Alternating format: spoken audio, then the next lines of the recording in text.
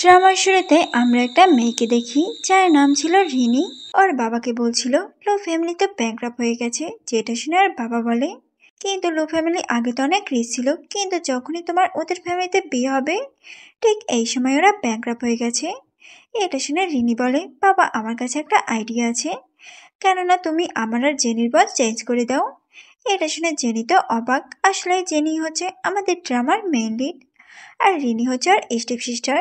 Jenny বলছিল আমার বিয়ে জ্যাং ফ্যামিলিতে ঠিক হয়েছে, আর এটা আমার মা মারা যাওয়ার আগে লানের মা ওনার কাছে প্রমিস করেছিল উনি কখনোই এটা হতে দিবে না। তখনই ওখানে লানের মা আসে, উনি তো রিনির কথায় একমত। উনি জেনিকে বলছিল এমনিতেই তোমার একটা ছেলে আছে, আর আমার ছেলে তোমার মতো মেয়েকে কখনোই বিয়ে করবে না।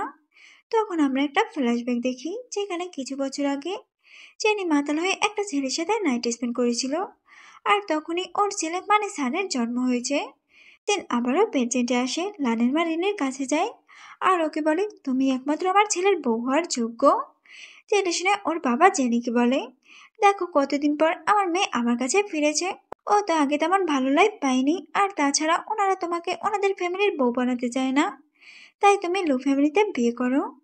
তখন ওখানে লু ফ্যামিলির মানে আমাদের ড্রামার মেইন লিড শ্যানের মা আসে, যাকে দেখে তো রিনি ওনার অনেক মজা উড়ায়। তখন শ্যানের মা জেনিকে বলছিল তুমি আমার ছেলের বউ হয়ে যাও, আর তুমি চিন্তা করো না, ও অনেক হ্যান্ডসাম, আর ওর একটা মেয়েও আছে, তুমি ওর সাথে খুবই ভালো থাকবে। যেটা শুনে রিনি বলে, ও একদমই পারফেক্ট ম্যাচ, দুইজনের কাছে ছেলে মেয়ে আছে। তখন জেনি শ্যানের মাকে বলে আমি তো রাজি, কিন্তু আমার ছেলে। যেটা শুনে নি সানকে দেখে বলে, একে তো দেখতে একদমই আমার ছেলে শ্যানের মতো, যখন ও ছোট ছিল তখন ঠিক এমনটাই দেখতে ছিল। তুমি চিন্তা করো না, ওকে আমরা আমাদের নাতির মতো করেই দেখবো, এখন তো আমাদের দুইটা নাতি। যেটা শুনে সানোর মাকে বলে, মা আমার এই গ্র্যান্ডমাকে অনেক পছন্দ হয়েছে, প্লিজ তুমি রাজি হয়ে যাও। যেটা শুনে জেনি তো শ্যানকে বিয়ে করতে রাজি হয়ে যায়। এরপর ওরা ওখান থেকে যখন যাচ্ছিল তখন শ্যানের মা রাস্তায় একটা মেয়েকে দেখতে পায়, যে তো একটা ছেলের সাথে লড়াই করছিল। আসলে মেয়েটার নাম ছিল জিয়া, আর ওই হচ্ছে শ্যানের মেয়ে, কিন্তু ও কথা বলতে পারে না। গ্র্যান্ডমা জিয়ার কাছে যায় আর বলে লড়াই করো না। এরপর উনি জেনিকে বলে এ হচ্ছে শ্যানের মেয়ে, আর উনি তো ওকে আর নামটা বলে। তখন জেনি জিয়াকে দেখে মনে মনে বলছিল যদি আমার মেয়েটাও বেঁচে থাকতো তাহলে এখন ওর মধ্যেই বড় থাকতো। এদিকে গ্র্যান্ডমা জিয়াকে বলছিল ওকে সরি বলো। যেটা শুনে সান বলে, কেন আমার বোন কেন ওকে সরি বলবে, ওই তাকে জিয়ার জামাটা খারাপ করে দিয়েছে, এজন্যই তো ও ওর সাথে লড়াই করেছে, তাই ও ওর কাছে মাপ চাইবে। যেটা শুনে তো ওই ছেলেটা ওর কাছে মাপ চায় আর ওখান থেকে চলে যায়। জানি তো জিয়ার সাথে কথা বলতে যাচ্ছিল, কিন্তু ও তো ওর সাথে কোনো কথাই বলে না। যেটা শুনে গ্র্যান্ডমা জেনিকে বলে ও কথা বলতে পারে না। এটা শুনে জেনি তো খুবই খারাপ লাগে। ও বলে ঠিক আছে, ও সানের সাথে থাকতে থাকতে আস্তে আস্তে কথা বলা শিখে যাবে। তখন জেনি জিয়াকে বলে তুমি আমাকে আন্টি বলে ডাকতে পারো। যেটা শুনে ও তো এসে জিয়াকে জড়িয়ে ধরে, এটা দেখে ওর তো খুবই ভালো লাগে। তখন জেনি সানকে বলে তুমি যে তোমার বোনের জন্য গিফট এনেছ ওটা ওকে দিয়ে দাও। সান তখন ওর ব্যাগ থেকে একটা গিফট বের করে ওকে দেয়, কিন্তু জিয়া তো ওটা না নিয়ে ওখান থেকে চলে যায়। এটা দেখে সান বলে মম জিয়ার কি আমার গিফটটা পছন্দ হয়নি।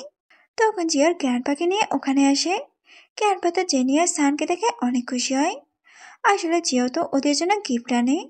জেনি তো এত জুয়েলারি দেখে একদমই অবাক, ও বলছিল এরা তো ব্যাকআপ হয়ে গেছে, তারপরও এদের কাছে এত জুয়েলারি কিভাবে। ও তো অনেক ভয় পাচ্ছিল, কারণ রিনি এগুলো দেখতে পেলে তাহলে ও জিয়ার কোনো ক্ষতি করে দিতে পারে। তখন জিয়া ওকে একটা লকেট পরিয়ে দেয় আর ওকে ভিতরে নিয়ে আসে, যেখানে তো অনেকগুলো ব্যাগ আর অনেকগুলো জুয়েলারি রাখা ছিল। এটা দেখে ও তো আরো অবাক, ও বলছিল এগুলো আমার জন্য। জিয়া বলে হ্যাঁ, তখনও ইশারা দিয়ে ওকে কিছু একটা বলে, কিন্তু জেনি তো ওর কথা কিছুই বুঝতে পারে না। যেটা শুনে সান বলে মম জিয়া বলেছে যে ও আমাদেরকে নিয়ে মাউন্টেনে যেতে চায়, আর ওখান থেকে মাশরুম এনে আমাদেরকে রান্না করে খাওয়াতে চাই। এটা শুনে জেনি বলে সান তুমি কিভাবে জেনির কথা বুঝলে। ও বলে এমনি। জেনি বলে ঠিক আছে, আমি তোমাদের সাথে যাব। এটা শুনে তো ও অনেক খুশি হয়ে যায়। তখনই ওখানে শ্যান আসে, যাকে দেখে জেনি তো একদমই অবাক। ও বলছিল তুমি। গ্র্যান্ডমা বলে তোমরা কি আগে থেকে দুইজন দুজনকে চিনো। জেনি বলে 2 মাস আগে যখন সান অসুস্থ হয়ে পড়েছিল তখন ওই আমাকে হেল্প করেছিল শানকে ডক্টরের কাছে নিয়ে যেতে। যেটা শুনে গ্র্যান্ডমা বলে, এটা তো ভালো কথা যে তোমরা দুজন দুজনকে আগে থেকে চিনো। তখন শ্যানকে একটা লকেট পরিয়ে দেয় আর বলে, যতদিন না পর্যন্ত আমাদের ভালোভাবে বিয়ে না হচ্ছে আমি তোমাকে টাচ করব না। জেনি বলে, ঠিক আছে, কিন্তু আমার গলায় তো অলরেডি একটা লকেট আছে। ও বলে, হ্যাঁ, কিন্তু এই লকেটটা পরে থাকলে যদি কখনো তুমি কোনো বিপদে পড়ো তাহলে এটা তোমাকে বাঁচাবে, কারণ এটার মাধ্যমে ওরা আমাকে চিনে ফেলবে। জেনি তো এটা শুনে ওটা পড়তে রাজি হয়ে যায়। তখন গ্র্যান্ডপা ওকে একটা গিফট দেয়, যেটা একটা পেন্টিং ছিল। জেনি এই পেন্টিংটা দেখে তো একদমই অবাক। ও বলছিল, আর এটা তো ফেমাস পেন্টার মিস্টার লিচিং এর মতো দেখতে। যেটা শুনে গ্র্যান্ডপাকে বলছিল, তুমি এসব কি বলছো? আমি কেন উনি হতে যাব? এরপর উনি শ্যানের মাকে বলে যে তুমি কোনো গিফট দেবে না। যেটা শুনে উনি তো ওকে একটা ব্যাংক কার্ড দেয়। এটা দেখে ও তো একদমই অবাক। শ্যানোর এমন অবস্থা দেখে ওকে আরো কার্ড দেয়। এগুলো দেখে ও মনে মনে বলছিল, এরা নাকি ব্যাংকরাপ হয়ে গেছে, তাহলে এরা এখনো রিচ লাইফ কিভাবে কাটায়। এরপর সবাই তো খাবার খেতে বসে। তখন ও টেবিলে খাবার দেখে আরো শখ। ও বলছিল, এগুলো কিনতে তো অনেক টাকা লেগেছে। গ্র্যান্ডমা বলে, আমরা তো এগুলো ফ্রিতে এনেছি, তুমি খাও।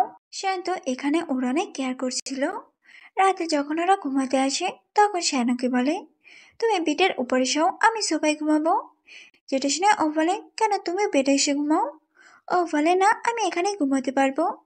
জেনি বলে, ঠিক আছে, কিন্তু ঘুমানোর আগে তোমার মাথার পানি মুছে নাও, এভাবে ঘুমালে ঠান্ডা লেগে যেতে পারে। শ্যান বলে, আজকে আমি অনেক কাজ করেছি, হাতটা অনেক ব্যথা করছে, তাই নিচে নিচে এগুলো শুকিয়ে যাবে। এটা শুনে তো ওর কাছে আসে আর ওর মাথা মুছে দেয় আর বলে, তুমি আমার সাথে ঘুমাতে যাচ্ছ না, কারণ তুমি আমাকে পছন্দ করনি। শ্যান বলে, এমনটা না। ও বলে, তাহলে আমি বুঝতে পেরেছি, তোমাদের কোম্পানি তো ব্যাকআপ হয়ে গেছে, এই জন্যই তুমি অনেক চিন্তায় আছো না। দেখো, তুমি চিন্তা করো না, সবকিছু ঠিক হয়ে যাবে। যে এটা শুনে শ্যান বলে, এটা তোমাকে কে বলেছে যে আমাদের কোম্পানি ব্যাকআপ হয়ে গেছে? জেনি বলে, আমার বাবা বলেছে, এই জন্যই তো তোমরা গ্রামে চলে এসেছো, আর তুমি তো এখন কোম্পানিতে যাও না। ও বলে, হ্যাঁ, আসলে আমার বাবা একটু অসুস্থ, তাই ওনার জন্যই আমরা গ্রামে এসেছি, যাতে উনি খুব তাড়াতাড়ি সুস্থ হয়ে যায়। জেনি বলে, তাহলে তুমি কোম্পানিতে কেন যাও না? শ্যান বলে, কারণ আমি কিছুদিন একটু রেস্টে থাকতে চাই। এটা শুনে জেনি বলে, তাহলে তোমরা ব্যাংক্রাফ্ট হওনি? শ্যান বলে, না। অন্যদিকে আমরা রিনিকে দেখি, ও তো এত বড় বাড়ি থেকে একদমই অবাক। ও বলছিল, তার মানে আমি ভালোই করেছি পর চেঞ্জ করে, আর না হয় আমাকে তো ওই গ্রামে থাকতে হতো। এরপর ও তোর শাশুড়ি মাকে এক গ্লাস পানি দেয়, যেটা খেয়ে উনি তো অজ্ঞান হয়ে পড়ে। এটা দেখে লান তো ওর উপরে খুবই চিল্লাচিল্লি করে যে, তুমি আমার মাকে কি খাইয়েছ? পরের দিন লানের মায়ের তো হসপিটালে জ্ঞান ফিরে, কিন্তু উনি তো এখনো খুবই অসুস্থ। তখন ডক্টর লানকে বলে, ওনাকে শুধুমাত্র একজন ডক্টরই ঠিক করতে পারে, যেটা হলো মিস লিলি। অন্যদিকে আমরা জেনি, গ্র্যান্ডমা, জিয়া আর সানকে দেখি, যারা তো পাহাড় থেকে মাশরুম নিয়ে বাসায় ফিরছিল। তখন জিয়া আর সান খেলতে খেলতে অন্য একটা সাইডে আসে। এদিকে ওখানে আমরা লিলি আর লানকেও দেখি, যারা ডক্টর লিলিকে খুঁজতে খুঁজতে এই গ্রামে এসেছিল, কারণ ওরা জানতে পেরেছে যে ডক্টর লিলি এই গ্রামেই থাকে। কিন্তু ওদের গাড়িটা তো মাঝ রাস্তায় খারাপ হয়ে যায়। তখন রিনি জিয়াকে দেখতে পায়, যেটা দেখে ও তো ওকে ডক্টর লিলির কথা জিজ্ঞাসা করে যে ওকেও চিনে কিনা। কিন্তু জিয়া যেহেতু কথা বলতে পারে না, তাই ও ওখান থেকে চলে যাচ্ছিল। এটা দেখে তো রিনের খুবই রাগ ওঠে, তাই ওকে একটা ধাক্কা মারে আর ওর মাশরুমগুলো ফেলে দেয়। যেটা দেখে ওকে কিছু না বলে ওগুলো উঠাতে থাকে। এটা দেখে রিনি তো ওগুলো পা দিয়ে নষ্ট করতে থাকে। তখনই জিয়া ওকে একটা ধাক্কা মারে। এমন সময় জেনি তো রিনির আওয়াজ শুনতে পায়, যেটা শুনে ও তো একদমই অবাক যে ও এখানে কি করছে। অন্যদিকে সানকে দেখি, ও তো ওখানে এসে রিনিকে বলছিল, তুমি আমার বোনকে কেন বুলি করছো? এরপর ও তো রিনির ড্রেসটা খারাপ করে দেয়। তখন ও শ্যানকে মারতেই যাবে, এমন সময় ওখানে জেনি আর গ্র্যান্ডমা আসে। তখন শান জেনিকে বলে, মম আন্টি না জিয়াকে বুলি করছিল, আর উনি তো ওর মাশরুমও ফেলে দিয়েছে। জেনি তো এটা শুনে রেগে যায়। ও বলছিল, তুমি এখানে কি করছো? রিনি বলে, ওটা তোমার জানার দরকার নেই, তার আগে তুমি তোমার ছেলেকে শাস্তি দাও, ও আমার ড্রেসটা নষ্ট করে দিয়েছে। সান এটা শুনে জেনিকে সরি বলে। ও বলছিল, মম প্লিজ আমাকে মাফ করে দাও, আমি আবারও তোমাকে ঝামেলার মধ্যে ফেলেছি। জেনি বলে, তুমি তো কোনো ভুল করনি, তুমি তো তোমার বোনকে প্রোটেক্ট করেছিলে, তুমি তো ভালোই কাজ করেছো। এরপরও জেনিকে বলে, তুমি জিয়ার সাথে খারাপ ব্যবহার করেছো, ওকে সরি বলো। রিনি বলে, আমি ওকে সরি বলবো? তোমার মাথা খারাপ হয়ে গেছে? তখন লান বলে যে আমার মায়ের অবস্থা খুবই খারাপ, আর আমরা এখানে ডক্টর লিলিকে খুঁজতে এসেছি। এরপরও জেনিকে কিছু টাকা দেয় আর বলে এগুলো তোমাদের মাশরুমের ক্ষতিপূরণ। যেটা দেখে জেনির তো আরো রাগ ওঠে। তখন গ্র্যান্ডপা পাশ থেকে বলে ওঠে, আমার নাতি তোমার যে ড্রেসটা খারাপ করেছে ওটার প্রাইস আমাকে বলো, আমি দিয়ে দিচ্ছি। এটা শুনে রিনি তো আবার ওকে অপমান করে। ও বলছিল তোমরা ব্যাংক্রাফ্ট হয়ে গেছো, তারপরও এমন ভান করছো, মনে হচ্ছে অনেক টাকার মালিক। জানো এই ড্রেসটার দাম কত? 50,000। পকেটে তো 10 টাকা নেই, তারপরও বড় বড় কথা বলছো। যেটা শুনে গ্র্যান্ডমা বলে, তুমি তোমার ফোনটা চেক করো। রিনি তো ওর ফোনে এত টাকা দেখে একদমই অবাক। ও বলে, এত টাকা তোমার কাছে কিভাবে এলো? নিশ্চয়ই তুমি চুরি করেছো। যেটা শুনে জেনি ওকে চুপ হতে বলে, কিন্তু ও তো চুপই হয় না। এটা দেখে ও তখন ওকে একটা থাপ্পড় মারে আর বলে তুমি আমার বাচ্চাদের আর ওদের গ্র্যান্ডমাকে সরি বলো, আর না হয় তুমি আরো মার খাবে। যেটা দেখে রিনি লানকে বলে, তোমার সামনে তোমার ওয়াইফকে মারছে আর তুমি কিছু বলছো না। এটা শুনে লান তোকে কিছু বলতেই যাবে, এমন সময় গ্র্যান্ডমাকে একটা ছুরি বের করে ভয় দেখায়। যেটা দেখে ওরা তো অনেক ভয় পেয়ে যায়। তখন রিনি ওদের কাছে মাপ চায়। জেনি বলে, ঠিক আছে এখান থেকে চলে যাও, আর কখনো যদি দেখি আমার বাচ্চাদের পিছে লেগেছো তাহলে আমি কিন্তু তোমাকে ছাড়বো না। লান এটা শুনে রিনিকে বলে, দেখো আমরা এখানে ডক্টর লিলিকে খুঁজতে এসেছি, ওনাকে একবার পেয়ে যাই তারপর এদেরকে দেখে নিব। তো সিন এখানেই কাট হয় আর আমরা পরের সিনে ওদেরকে দেখি। ওরা তো এখনো গ্রামে বসে ডক্টরকে খুঁজছিল, কিন্তু রিনির তো খুঁজতে খুঁজতে অনেক ক্ষুধা লেগে যায়। যেটা দেখে লান বলে, এই বাড়িতে একটা নখ দাও, ওনাকে কিছু টাকা দিলে ওরা আমাদের জন্য খাবার আর থাকারও ব্যবস্থা করে দিবে। এটা শুনে তো রিনি দরজায় নখ দেয়, তখন একটা মহিলা দরজা খুলে, কিন্তু উনি যখনই ওদের দেখতে পায় উনি তো মুখের উপরে দরজা বন্ধ করে দেয়। যেটা দেখে রিনি তো আবারও দরজায় নখ দেয়। এটা দেখে আন্টি তো খুবই রেগে যায়। উনি বলছিল, কি হয়েছে তোমাদের, এভাবে কেন দরজা ধাক্কাচ্ছ? রিনি তো ওনার উপরে খুবই রেগে যায় ও ওনাকে কিছু বলতেই যাবে। তখন লানুকে বলে, আরে ভালো করে কথা বলো, তাহলে খাবারও পেতে পারো। এটা শুনে ও আন্টিকে বলে, আন্টি আমরা আজকে এখানে থাকতে চাই, আর আপনি যদি আমাদের জন্য খাবার রান্না করে দিতে পারেন তাহলে আমরা আপনাকে অনেক টাকা দিব। যেটা শুনে আন্টি বলে, তোমাদের টাকার আমার কোনো দরকার নেই, তোমরা আমার বাচ্চাদের বুলি করেছো। এগুলো বলে উনি তো আবার ওদের মুখের উপরে দরজা বন্ধ করে ভিতরে চলে যায়।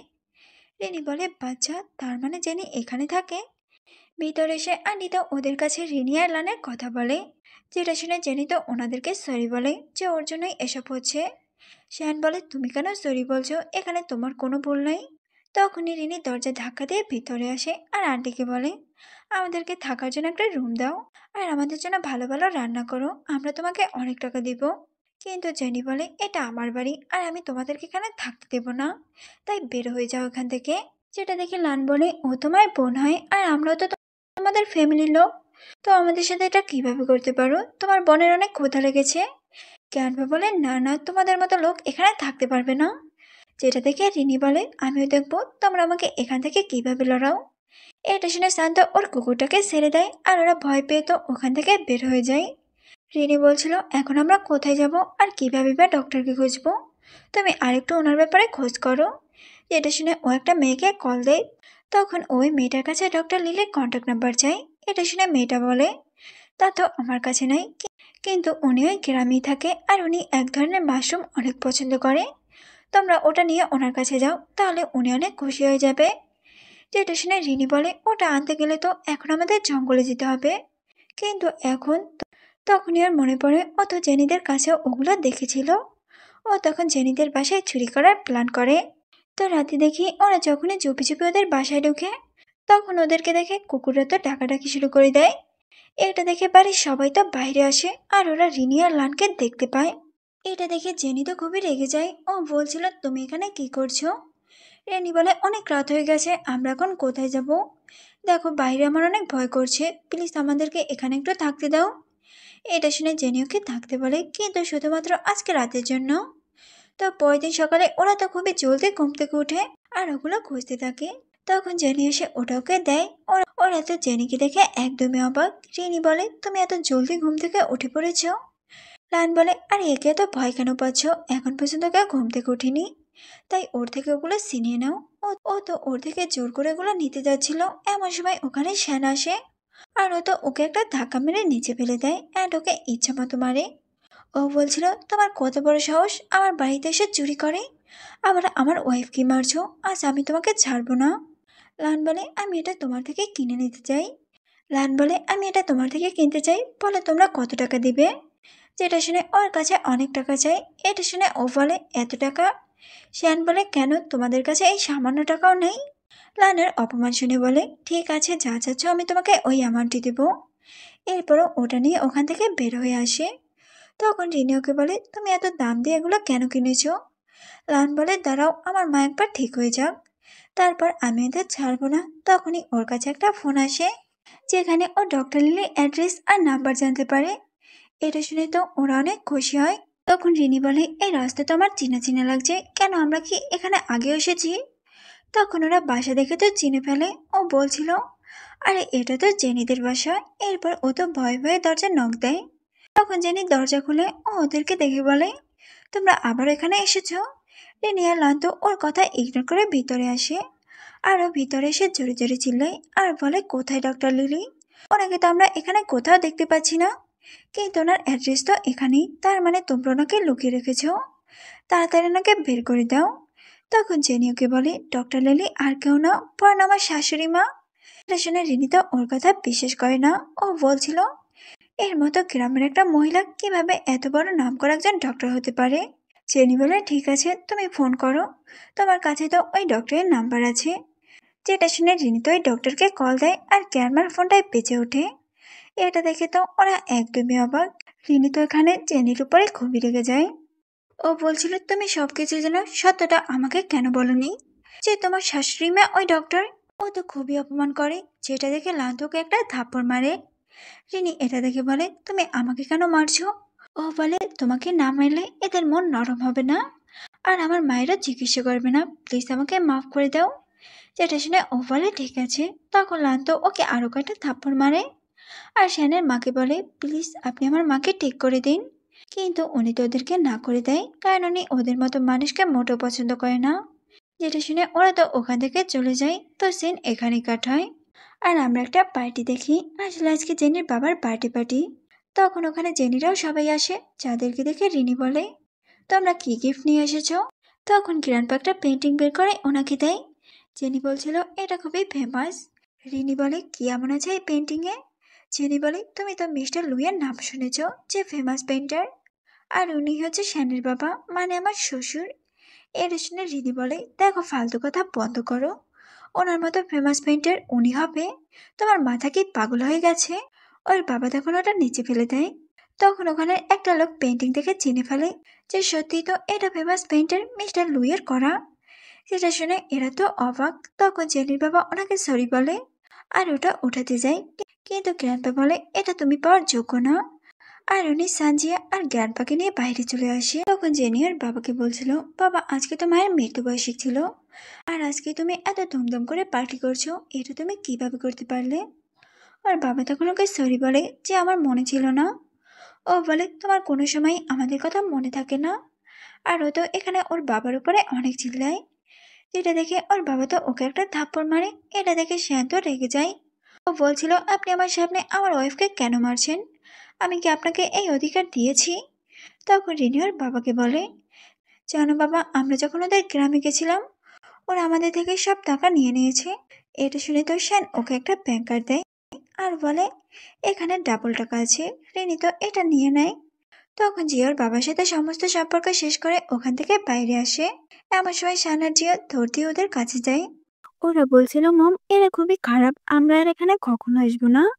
জিয়া বলে, হ্যাঁ, আমরা আর এখানে কখনো আসবো না। তো সেন এখানেই কাট হয় আর আমরা জিয়াকে দেখি ও বিয়ের জন্য ওয়েডিং ড্রেস চুজ করতে যায়। তখন ও একটা ড্রেস পরে বাইরে আসে। ওকে তো দেখতে খুবই সুন্দর লাগছিল। শান্ত শুধু ওকেই দেখছিল, যেটা দেখে সান আর জিয়া জোরে জোরে ওদেরকে বলছিল যাতে ওরা যেন কিস করে। এটা শুনে তো শান জিয়াকে কিস করে। এরপর ওরা তো শহরে আসে ওদের বাড়িতে। তখন ওদের সাথে আবারও রিনি আর লানে দেখা হয়। রিনি ওদেরকে দেখে বলছিল, তোমরা এখানে কি করছো? জানো এটা কার বাসা? এই শহরের রিসমানের। ও মনে হচ্ছে তোমরা এখানে কোনো কাজের জন্য এসেছো। দেখো, তোমাদের যদি কাজের এতই প্রয়োজন হয় তাহলে আমাকে বলতে পারতে, আমি কোনো একটা কাজের ব্যবস্থা করে দিতাম। আফটার অল আমি তোমার বোন হই। সান বলে আমাদের এখানে মিস্টার শো ইনভাইট করেছে, যেটা শুনে রিনি তো হাসে। ও বলছিল তুমি জানো মিস্টার শোকে, উনি তোমাদের মতো লোকদের ইনভাইট করবে। তখনই ওখানে মিস্টার শু আসে, যাকে দেখে রিনি বলছিল আপনি নাকি গরিব ভিখারিদের ইনভাইট করেছেন।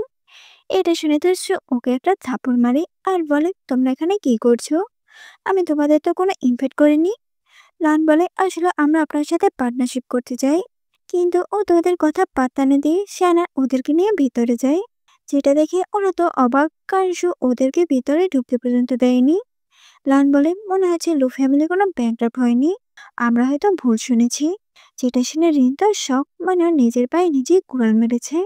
এদিকে শ্যানকে দেখি ও তো জিয়াকে দেখে ভাবছিল ও হয়তো ওই ছেলেটার কথাই ভাবছে যার সাথে ও নাইট স্পেন্ড করেছিল। এখন যদি ও জানতে পারে ওই ছেলেটা আমি, তাহলে তো ও আমাকে ছাড়বে না। তখন ও জিয়াকে বলে তুমি ওই ছেলেটার কথা ভাবছো।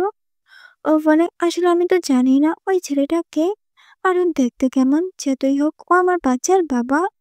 শ্যান বলে দেখো বেশি চিন্তা করো না, আর আমি সবসময় তোমার পাশে আছি। এগুলো বলে ও তোর মাথার উপরে কিস করে। অন্যদিকে আমরা রিনিকে দেখি ও তো নানের মায়ের সাথে খুবই খারাপ ব্যবহার করে। এরপর ওর বাবা মার কাছে যায় আর ওনাদেরকে বলে যে শ্যান মিথ্যা বলেছে, ওরা কখনোই ব্যাকআপ হয়নি। যেটা শুনে এরা তো অবাক। ওর বাবা বলছিল আমি এখন কি মিস্টার লুইয়ের কাছে মাপ চাইবো। রিনি ওর মাকে বলে আমি এখন শ্যানকে বিয়ে করতে চাই। যেটা শুনে ওর মা বলে এটা কিছুতেই সম্ভব না। রিনি বলে কেন সম্ভব না, তুমিও তো বাবাকে পটিয়ে বিয়ে করেছো, এখন আমাকে ওগুলো শিখিয়ে দাও। যেটা শুনে তো ওর মার কানে কানে কিছু একটা বলে। অন্যদিকে জেনিকে দেখি ওরা তো সবাই মিলে একটা জায়গা দেখছিল যেখানে ওদের বিয়েটা হবে। তখনই রিনিউকে মেসেজ দিয়ে বলে তুমি জানতে চাও না 7 বছর আগে কি হয়েছে, তাহলে তুমি আমার কাছে আসো। যেটা শুনে ও তাড়াতাড়ি রিনের কাছে আসে। ও বলছিল যা বলার তাড়াতাড়ি বলো, আর তুমি এত ড্রিঙ্ক নিয়ে কেন বসে আছো। ও বলে আরে বসো আর ড্রিঙ্ক করো, তারপরে আমরা আস্তে আস্তে কথা বলি। তখনই ও ইচ্ছা করে ওর গায়ে ওয়ান ফেলে আর বলে যে আমি ওয়াশরুম থেকে একটু আসছি। এরপর ও তো ওয়াশরুমে গিয়ে নিজের ড্রেস চেঞ্জ করে শর্ট ড্রেস পরে। ও বলছিল আজকে দেখবো ও আমার থেকে কিভাবে বাঁচে। এরপর ও যখনই বাইরে আসে ও জেনিকে দেখে একদমই অবাক। ও বলছিল তুমি এখানে কি করছো। জেনি বলে আমার হাজবেন্ডের আগেই সন্দেহ হয়েছিল যে তুমি উল্টোপাল্টা কিছু একটা করবে, এজন্যই তো ও নিজের সাথে আমাকেও নিয়ে এসেছে। ও তো এখানে ওর উপরে ক্ষোভে চিল্লেছিল যে তোমার সাহস হয় কিভাবে আমার হাজবেন্ডকে সিরিয়াস করার। ও বলে কোন হাজবেন্ড, তোমার হাজবেন্ড তো অলরেডি আমার সাথে নাইট স্পেন্ড করে ফেলেছে। যেটা শুনে শ্যান ওখানে আসে আর বলে কি সব ফালতু কথা বলছো। আর ও জেনি দিকে ফিরে বলে ওকে বলো কাপড় পরতে। যেটা শুনে তো ও তো একটা কোট পরে। রিনি বলে আসলে আমি মিথ্যে বলেছি যাতে শ্যান ওখান থেকে বের হয়। তখন ও রিনিকে বলে তুমি আমাকে 7 বছর আগে ড্রাগ দিয়েছিলে না, দেখো সবটা স্বীকার করো। কিন্তু ও তো স্বীকার করে না। তখন ও ওখানে ওর বাবাকে ডাকে আর বলে দেখো না বাবা, সিস্টার আমাকে এখানে আটকে রেখেছে। যেটা শুনে ও বলে তোমার মেয়ে 7 বছর আগে আমার ড্রিঙ্কে ড্রাগ মিশিয়ে দিয়েছিল আর তোমাদের কাছে আমাকে খারাপ বানিয়েছে। যেটা শুনে ওর বাবা রিনিকে বলে তুমি সব করেছো। ও বলে আসলে আমি ভুল করে ফেলেছি, তখন তো আমি এত কিছু বুঝি নাই। যেটা শুনে ওর বাবা জেনিকে বলে দেখো ও তোমার ছোট বোন হয়, একটা ভুল করেই ফেলেছে, এর জন্য তুমি ওকে মাফ করে দাও। এরপর উনি শানের সাথে খুবই ভালো ব্যবহার করে আর বলে দেখো আমরা তো ফ্যামিলি, তুমি আমাদের কোম্পানিতে একটু হেল্প করো, আর না হয় আমরা ব্যাংকরাপ্ট হয়ে যাব। আসলে শ্যান ওদের সমস্ত শেয়ার উঠিয়ে নিয়েছে, কিন্তু শ্যান তো ওনাকে না বলে দেয়। যেটা শুনে উনি তো এবার জেনিকে বলে যাতে শ্যান ওনাদেরকে একটু হেল্প করে, কিন্তু ও তো ওদেরকে না বলে দেয়, কারণ এখন ওর সাথে ওদের কোনো সম্পর্ক নেই। যেটা শুনে তো ওরা ওখান থেকে চলে যায়। তখন জেনি শ্যানকে বলে যেন আমার স্টেপ মমের জন্য আজকে আমার মেয়ে আমার কাছে নেই। ও বলে কোন মেয়ে। জেনি বলে আসলে আমার দুইটা বেবি হয়েছিল, একটা ছেলে আর একটা মেয়ে, কিন্তু আমার বাবা আমার মায়ের কথা শুনে ওকে হসপিটালে রেখে এসেছিল, কারণ উনি আমার বাবাকে বলেছিল যে আমি একটা আনলাকি, আমার জন্যই আমার মা মারা গেছে। তো আমার মেয়েও তো আমার মতোই আনলাকি হবে, এর জন্য উনি ওকে হসপিটালে রেখে গেছে। এটা শোনা মাত্রই আমি হসপিটালে গেছিলাম, কিন্তু তখনই শুনি যে আমার মেয়ে মারা গেছে। শ্যাম বলে চিয়াং হসপিটাল রুম নাম্বার 103-এর কথা বলছো। ও বলে হ্যাঁ, কিন্তু তুমি কিভাবে জানলে। ও বলে ওই দিন আমি আমার বাবাকে নিয়ে হসপিটালে গেছিলাম, তখন শুনি একটা বাচ্চাকে তার ফ্যামিলি এখানে রেখে গেছে, কেউ ছিল না ওকে নেওয়ার জন্য, এজন্য আমি ওকে অ্যাডপ্ট করেছি। আর ওই মেয়েটা আর কেউ না, বরং জিয়া। এটা শুনে তো ও অবাক আর অনেক খুশি হয়ে যায় যে ফাইনালি ওর বাচ্চাকে খুঁজে পেয়েছে। ও তো জলদি জিয়ার কাছে যায় আর ওকে জড়িয়ে ধরে কান্না করে। এটা দেখে কিরণমা বলে জেনি এমন কেন করছে। তখন শান ওনাদেরকে সব কথা বলে যে জিয়াই ওর আসল মেয়ে। যেটা শুনে সান বলে কি তাহলে জিয়া আমার আসল বোন। ও তো অনেক খুশি হয়। অন্যদিকে লানের বাসার মাকে দেখি অনেক এখন মোটামুটি সুস্থ। তখন ওনাদের বাড়িতে রিনের বাবা মা আসে। যেটা দেখে লানের মা বলছিল, আপনারা এখানে কি করছেন? ওনারা বলে আমাদের ফ্যামিলি ব্যাকআপ হয়ে গেছে, প্লিজ আমাদেরকে এখানে কয়েকদিন থাকতে দিন। উনি তো ওদেরকে এখানে রাখতে রাজি হয় না। তখন এখানে রিনি আসে, যেহেতু পাগলের মতো করতে থাকে আর বলে যে আমি হব শ্যানের ওয়াইফ। ও তোদের কাছ থেকে যা কিছু পাচ্ছিল সবকিছু ছিনিয়ে নিচ্ছিল। অন্যদিকে জেনিকে দেখি ওদের জিয়ার সানকে নিয়ে শপিং করতে আসে। তখন ওর কাছে একটা ছেলে আসে যে ওকে বলছিল, 7 বছর আগে তুমি যে ছেলের সাথে নাইট স্পেন্ড করেছিলে ওটা আমি, আর এই বাচ্চাও আমার। যেটা তো দূর থেকে রিনি ভিডিও করছিল। এদিকে জেনি ওর কথা কিছুই বিশ্বাস করে না।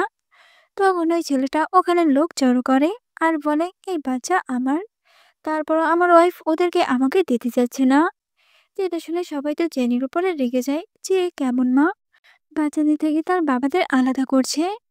এমন সময় ওখানে শ্যান আসে আর ও রিনকে দেখে ফেলে, যার কারণে ও তো বডিগার্ডদের দিয়ে ওকে ওখানে ধরে আনে। রিনি এখানে বলছিল তুমি ওকে কিভাবে নিজের ওয়াইফ বানাতে পারো? ও কোনো বুড়ো লোকের সাথে নাইট স্পেন্ড করে আর এই বাচ্চাগুলোর জন্ম দিয়েছে। ও তো খুবই খারাপ একটা মেয়ে। শ্যান বলে তুমি কাকে বুড়ো বলছো? ওই লোকটাকে? তাহলেই শোনো, ওই লোকটা আমি ছিলাম আর এই বাচ্চারাও আমার। এটা শুনে জেনি তো একদমই অবাক। এরপর শ্যান ওদেরকে পুলিশের হাতে ধরিয়ে দেয়। শ্যান তখন জেনিকে সরি বলে। ও বলছিল আমি তোকে অনেক খুঁজেছি, কোথাও পাইনি।